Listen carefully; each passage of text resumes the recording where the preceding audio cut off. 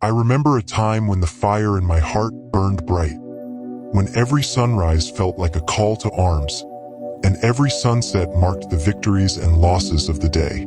My body was strong, my spirit unyielding, and the world seemed full of endless possibilities. But time has a way of wearing down even the most formidable warriors. And now, as I sit here, bones aching and hair silvered by age, I have a story to tell. A story meant for you, my young friend, who now walks the path of sorrow and doubt. I was not always the man you see before you. I was once filled with the same uncertainty that plagues your soul right now. Life, you see, has a cruel way of testing us, pushing us to our limits and then even further. But it is through those very trials that we uncover our true strength. I was born into a world shaped by conflict. My village was nestled in the shadow of towering mountains, their snow-capped peaks forever cloaked in mist. It was a harsh land where survival was earned, where you had to fight and fend for yourself or be swallowed by the wild. My father was a warrior, and his father before him. It was never spoken, but always expected, that I would follow in their footsteps, that I would take up the sword and defend our home, against those who sought to take what little we had. My father was a stern man, hardened by years of battle and loss. He taught me the way of the warrior with relentless discipline, leaving no room for weakness. I remember the cold mornings when he'd wake me before dawn, frost still clinging to the ground, and we would train until the sun stood high in the sky. There were moments I thought I couldn't go on, when every muscle screamed for rest. But he'd look at me with those steely eyes and say, "Pain is temporary, glory is eternal." It was on one of those bitter mornings that our village was attacked. The enemy came without warning, their war cries slicing through the silence. I was barely 16, untested in battle, but there was no time for fear. My father thrust a sword into my trembling hands and pushed me toward the fray. "Fight, boy," he roared. "Fight for your home, for your family." The battle was a blur of steel and blood. I fought with everything I had, heart pounding, fear and adrenaline crashing through my veins. I watched friends fall, lifeless bodies crumpling to the dirt. And then I saw my father, a whirlwind of death, cutting through the enemy like a storm, fury in every strike. But even the mightiest warriors fall. I watched in horror as a sword was driven through his chest, and he collapsed to the ground, his fire extinguished in an instant. Chest. His eyes found mine in his final moments, and he mouthed a single word: "Fight." That word became my mantra. I fought with a ferocity that even I didn't recognize, driven by the need to honor my father's final command. By the time the sun dipped below the mountains, the enemy had been repelled, but at a great cost. Our village was in ruins. Many of our people lay dead or broken, and I stood over my father's body, the weight of his death pressing down on me like a mountain.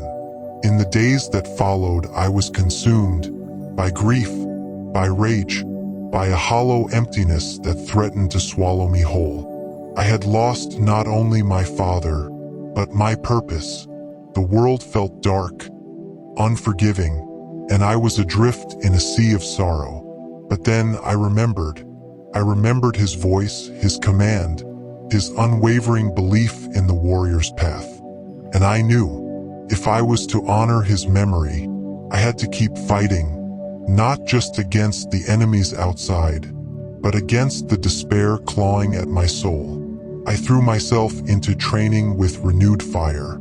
Every breath, every bruise, every broken bone, a step forward. I would become the warrior he believed I could be.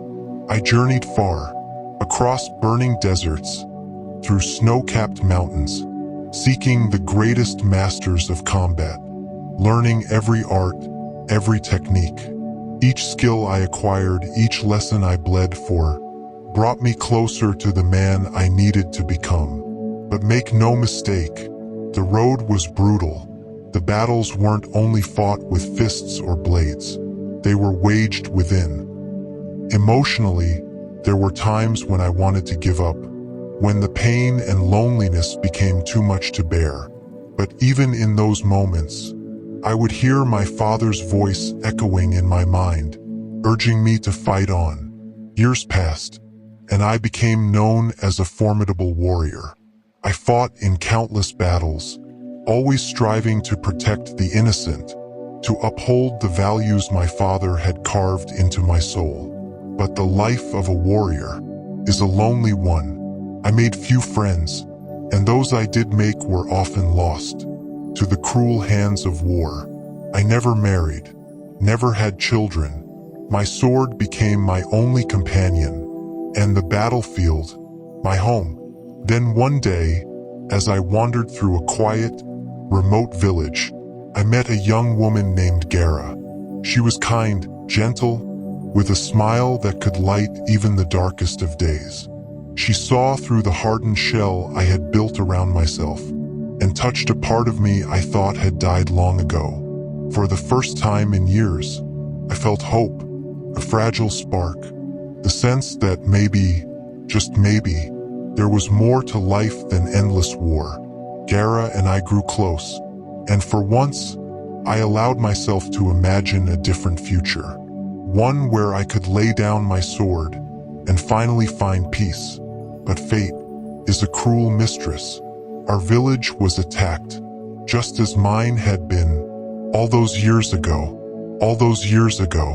I fought with everything I had. But I was only one man. In the chaos of battle, I lost sight of Gara. And when the dust finally settled, I found her lifeless body among the fallen. I was devastated. I had believed I could protect her, that I could keep her safe. But I had failed, just as I had failed my father. The grief was unbearable, a weight pressing on my soul, threatening to crush me from within. But I knew I couldn't let it. I had to keep fighting, not just for myself, but for those I had lost. In the years that followed, I continued my journey. I sought out the broken, the oppressed, the forgotten, offering my sword to those who needed justice. The pain of my losses never left me, not truly, but I learned to carry that pain, to let it sharpen my focus, to let it drive my purpose, rather than destroy me. I came to understand that life is a never-ending battle, not just against enemies with blades and blood, but against the demons within, the guilt, the anger, the sorrow. And it's in that struggle that we discover who we really are. Now here I sit, in the twilight of my years, and I see it, that same pain, that same doubt, reflected in your eyes. You've fought your own battles. You've suffered your own losses. The world hasn't been kind to you, and it's left you scarred and weary. But I am here to tell you, there is still hope, still a reason to fight. You are stronger than you think. You carry the heart of a warrior, even if you haven't realized it yet. The pain you feel is proof of your strength, because it takes immense courage to face sorrow and keep moving forward. Don't let the pain consume you. Let it fuel you. Let it become your fire. Let it push you to rise above, to grow stronger. I've walked the same path of sorrow, and I found my way through. You can too. Life will always test you. It will throw storms at your soul and try to break your spirit. But it's in those trials that you discover who you really are. Inside you is the strength to overcome any obstacle, to face any enemy, to keep walking, even when the world feels like it's crumbling around you. And remember this, you are not alone.